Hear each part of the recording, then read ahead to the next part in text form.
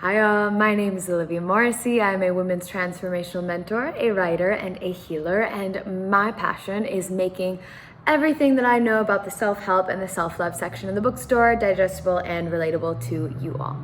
So welcome to my channel. This is the first of many to come. I'm super excited about this project launch, and it is just another way for you all to get to know me and another way for you all to get to know a little bit more about the human condition, the spiritual evolution, tangible healing practices, and how to step into your power and be the woman that you have always been here to be. So my first show ever, this first video ever, is actually going to be about the theme of doing the work. And this is a topic, this is a conversational point, this is even a linguistic term that we use so often in the spiritual community, this doing the work. And so often, actually, let's just unpack it all. Doing the work is essentially unpacking all of the subconscious agreements that you made as a child that you decided to take on as your own. Okay, so it's unpacking all of the experiences or traumas or memories that you didn't feel able to process as a child. Okay, so doing the work affects everyone, right? Everyone was a child at one point, everyone grows up into adult, and no one is exempt from this experience of doing the work, and this is the reason why. Every single child will not receive the precise love that they need growing up. Okay, hear that. There's no one to blame here. It's not because parents were bad at raising you. It wasn't because this is the inevitable experience of humanity. And there is reason to this. And the reason is that we are here on this planet to grow up as children who didn't have the self-awareness of what it really was that we need and have the communication skills to express what it was that we really needed to parents or caretakers or whoever was raising us or wasn't raising us. And we all grow up as these children who didn't receive what they needed so that we can become adults who take initiative to finally do the work, figure out what it is that we need, figure out how to give it to ourselves, and truly learn what self-love and self-care is, right? And this is the entire quest of humanity. Every single individual's experience is this. Which brings us to the next point. Okay, why is doing the work important? We know it affects everyone. We know that it's now unpacking all of the pieces that we internalize as kids, all of the pieces that were too big for us to process at the time that we decided to take on as ours without processing. And we know that no one's exempt, okay? So we are all carrying our baggage. We're all walking around with our various traumas and memories or feelings of unlove or unworthiness, and this is humanity, right? Right? And it is our duty, our privilege, and our birthright to unpack it.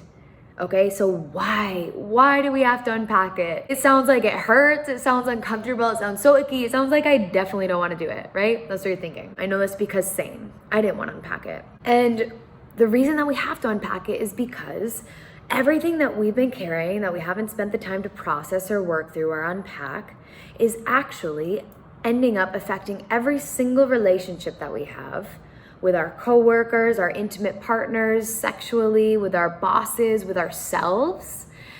And eventually, if we decide to have children, it will affect the way that our children experience life. We know the cycle is clear now. And the reason that you have your stuff to unpack is, one, because as we mentioned, this is the way humanity works, and two, because likely your parents were in a space where they were still carrying all of their traumas and pains and woundings that felt so big for them to unpack. Okay? And as a child, you didn't have the protection. You didn't have the energetic boundaries. You weren't able to say, Mom, this is way too much. This is really scary for me. I'm feeling really sad. Because you're sad, I need space. You know, Dad, you're feeling really angry and it's scaring me and I don't know, I'm getting angry now. But we didn't have the tools yet. Okay, and we know from our own experience how easy it is as children and as human to take on what is not ours, right? And so whether you're here to raise a family or not, it is essential that you know that what you decide to unpack or what you decide to not unpack will affect every single relationship that you have, family, familial or non-familial, just in your day-to-day life, and most certainly the relationship that you have for yourself. So an example of this is, say you were 4 years old on the playground and you were playing and you were so excited and you were on the monkey bars, or you just did your jump for the first time and looked over at your mom and she was on her phone. Every time you looked over to show her something, or to be proud of you, you wanted to be seen, right? Every time you did something cool and you looked over for her reaction, she wasn't there, right? She was looking at her phone every single time. And you say, Mom, she'd be like, good job, honey. Nice work, be safe. She kept going back on her phone, right? As a 4-year-old, we don't have the awareness to think her time on her phone and her time with her business right now was no reflection on how proud she is of me, right? And how loved I am, right? No, we don't have the capability to do that when we're younger. And so we actually start to form these little connections. Most often they're about how we're unloved or unlovable or unworthy, or really, really core experiences of humanity, right? Really core wounds. And so as a 4-year-old, you may make the association that I'm not worthy of my mom's attention and affection. I'm not worthy of being seen. I'm not important enough, or something of the sort, right? As this 4-year-old grows up into adulthood, they carry this core thread of whatever subconscious belief that they internalized from a traumatic experience or any type of experience as a child, right? In this example being, I'm not worthy of being seen, or I'm not good enough. Okay, and so let's look at how this could play out in adulthood. One, this 4-year-old could grow up into a person who always feels the need to prove themselves, right? He could go on to get that promotion at work and go really hard and have this huge social media following, and he's always loud and he's always trying to prove how knowledgeable he is, how powerful, how smart, how funny he is, right? It's always a constant seeking of, how can I be seen? How can I prove my worthiness? How can I make these people know that I'm important, right? And that could be a really inflated or like extroverted experience. An inflated experience or example of this internalization could be someone who grows up into adulthood and feels like, oh, I'm not worthy of being seen. I'm not important. No one wants to watch me. It's best if I'm like not a burden to people. I want to make myself really small. I want to make myself feel invisible, and maybe they create blockages in intimate relationships, or keep a distance from people, or are really shy and quiet and have really low self-esteem, right? This is like an example of an introverted or contracted perpetuation of the story, and the point being, or of the initial experience, and the point being is that the mind seeks to survive. And so what happens is that when we internalize an experience as a young child, or we don't have the protection to say, no, this is not mine, or the awareness to say, I'm going to separate myself from this isn't mine to carry, our mind then seeks to perpetuate the story that we internalize to always stay safe. Stay safe. Goodness me.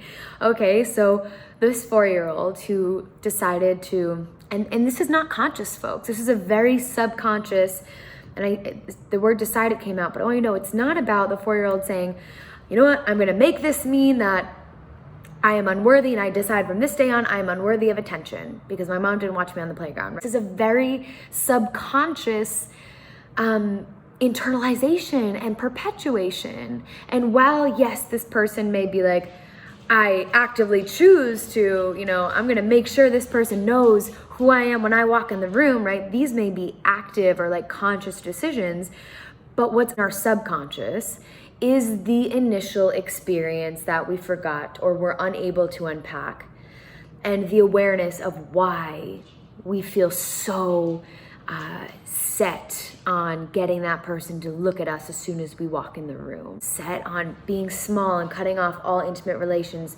It's also that we don't get hurt again, so that we don't have to experience the pain of that initial experience again. What becomes a conscious act is the repeated strategies that the mind takes on to keep yourself safe. It's really essential that we understand that we didn't decide to do this, but we can decide to stop doing it. Okay, so this is this theme of doing the work, right? We've started to unpack what this means, what doing the work means, who has to do it, everyone, right? Why it's important, because it ends up affecting every single asset of our being, of our personal experience, our relationship with self, and our relationships with others, and especially the family that we decide to create, if we decide to create that. We're starting to understand how this really becomes perpetuated and infiltrates our lives, right? And it actually affects every single thing that we do and the way that we view ourselves. So when we're doing the work, we're actually unpacking everything that we decided was our identity. It can be super scary to not know all of a sudden who you are when you realize that the reason you've been doing everything for like ever is based on a lie, which is you thinking you're unlovable or unworthy to be seen or whatever it is. Now you're thinking, okay, I have some serious shit to process because of X, and X, and I'm terrified, and I wish I didn't even watch this video because I don't want to open it up. And now that I know I have to, how, Olivia? How the fuck do I do this, right? Welcome to my channel, I swear. It's essential to know that if you felt safe at any point up until this moment to process what you've been avoiding processing, you would have done it by now. You would have done it by now, right? And it's really important to note that also what you're experiencing, the fear or the feeling of unsafety to unpack this, is not just the fear that you have of X amount of years of building up that you decided to avoid whatever you had to process and didn't want to process, but we go back to who we were when we were 4 years old. That's how we feel in our bodies. Our bodies don't register experiences of trauma or pain or wounding as happening in the past or happening in the future. The body doesn't realize even if it's fake or real. The body registers pain as it's happening to me right now, all over again, right? So unpacking all of these old wounds feel like they're happening all over again, and it's a lot. And so it's essential to find a safe space for this, right? And this is why I've entered this space of work, this industry and line of work of supporting women through this transformational process, because I needed that support. I needed talk therapy. I needed energetic healing. I needed a mentor. I needed a coach. I needed a guide. And I know the value and importance of this, right? And so my suggestions are to find someone where it's really safe. Maybe that's a therapist for you, right? Maybe it's this, a healing retreat or some kind of energy work, right? Or body work. Maybe it's hiring a mentor or a coach, right? But I want you to know that if it was safe, if you ever felt safe at any point prior to this moment to finally start to unpack all of the pieces that you're here to unpack, you would have done it by now. So this work requires the utmost self-compassion and gentleness for the child that you were at the time of exposure or wounding and pain, right? And it's also really helpful to know that you're not that age anymore. And you have acquired tools and ways to love yourself and take care of yourself and make it feel better, right? Since you were 4 or however many years old. So I've got you, and you're not alone. And the last bit I really wanted to share here is that this is your birthright. This work is your duty and your responsibility and your privilege as a human, and no one can do this work for you. Not one person, not your lover, not your mother, not your father, not your therapist, not your mentor, not one person on this planet can actually unpack all that you have to unpack. It is only you that gets to feel it all over again and experience it all over again for as big as it felt originally that didn't feel safe to feel back then. You're the only one that gets to do this. And it's a miracle. It is a miracle and a joy and a privilege that your body gets to communicate these wounds to you. That's the bliss.